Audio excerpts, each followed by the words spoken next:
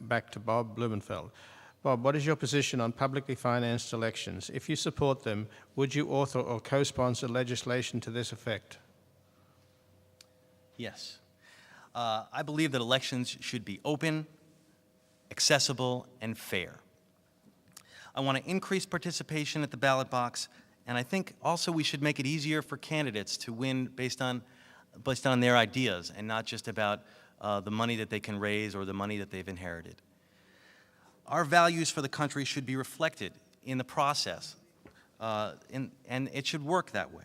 This is something I've given a lot of thought to personally, because I think it's important that we reflect our campaign, the way we conduct our campaign in the values that we share and about clean money.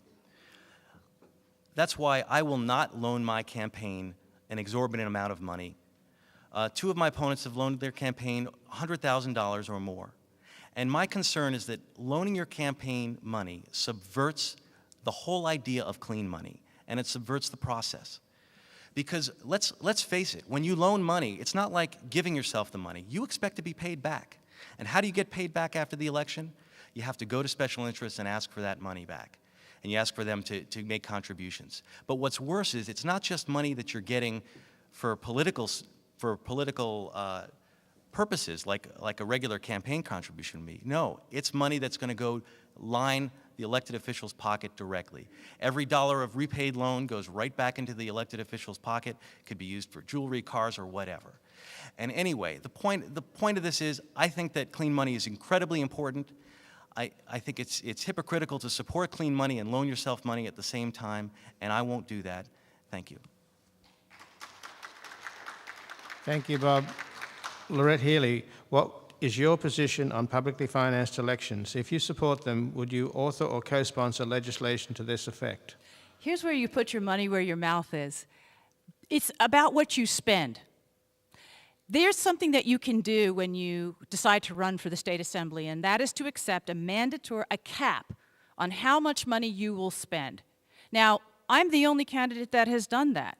I invite my opponents to put a cap on their spending, so that what happens at that point is that we have to have an honest discourse, not a discourse that's about how much mail we send and how many walk pieces we can print, whether or not we do radio, but actually the same amount of money that we all use to communicate to you.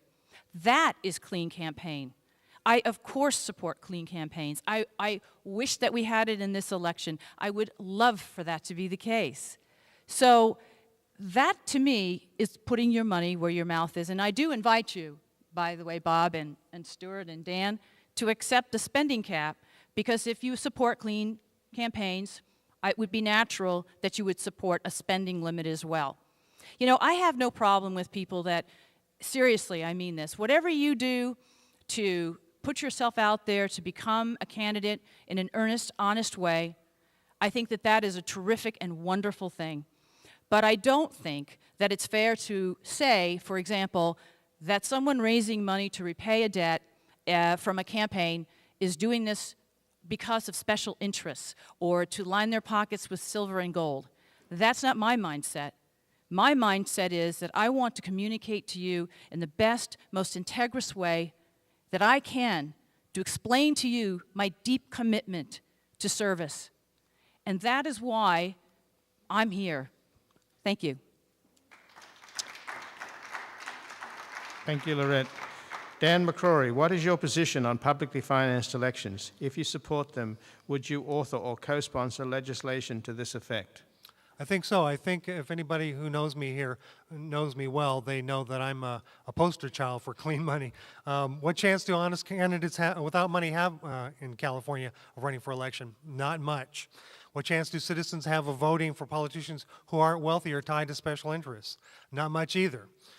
No matter how qualified candidates may be, if they don't have the money themselves or accept it from private interests, they don't really stand a fighting chance in California. Not in a state where $130 million was spent by Governor Gray Davis and Bill Simon and other people in the 2002 governor's race, and in which Governor Schwarzenegger has been breaking all of Governor Davis's fundraising records. Not in a state in which lobbyists looking for budget favors give legislators piles of $1,000 checks at hundreds of campaign fundraisers. Ours is now a government of big money, and it's not a government of the people. Is it any wonder ordinary citizens feel their voices aren't heard? Is it any wonder our state and country are in such a mess? Clean candidates in California, in Arizona and Maine receive enough public financing to run viable campaigns. The current governor of Arizona is the first elected official to, at that level, the governor level, to be elected through clean money contributions. If privately funded campaign candidates outspend people who are running under clean money, they receive extra public funding to match up to a limit. They qualify by gathering a set number of individual $5 contributions and agree not to accept any private money. In 1998, the better funded candidates won 79% of the Arizona elections. But by 2002, with clean money in place, funding disparities were a factor in only 2% of the races. Clean money controls the escalating cost of campaigns. It makes politicians listen to voters, and voters are the ones that choose, not donors, on their leadership. Thank you.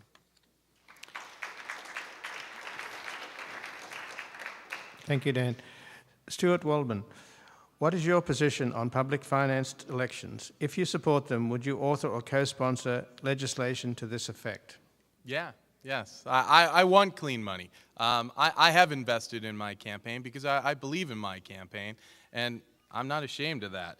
The fact is that the way clean money works is you are supposed to collect money from your neighbors, from your friends, from people in your district. And I've done that. I had 377 contributors, and 62% of my contributors are from the San Fernando Valley. 21% of my opponent, Bob Blumenfeld's contributors are from the San Fernando Valley, and 26% of Loretta Haley's contributors are from the San Fernando Valley. So I'm doing it right now, and I invite you to do that as well. You have to ask yourself, what is a campaign? Well, a campaign is several-fold. You raise money, and you talk to voters. Well, I hate raising money, and I love talking to voters. And we need to cut the raising money part out. Let's make it real. Let's make it about a conversation with people. Just on Saturday, my wife and I were walking precincts, and it was great. We had a great time just walking around talking to people about the issues, finding out that someone is mad because they can't get a parking spot at the North Hollywood Red Line, or someone else is concerned that their pension plan is going to be taken away. That's what campaigns are about. Face-to-face communication, and we need to fix this system to allow that to be the case. So I support clean money. I will author clean money. Thank you.